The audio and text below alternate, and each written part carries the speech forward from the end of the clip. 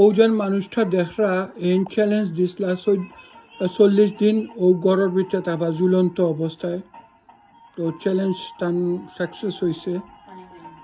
খালি ফানি খাইয়া আর পেম্পার ফরিয়া আসছিলা 40 দিন ওলা ওয়ার্ল্ড রেকর্ড করছিলা।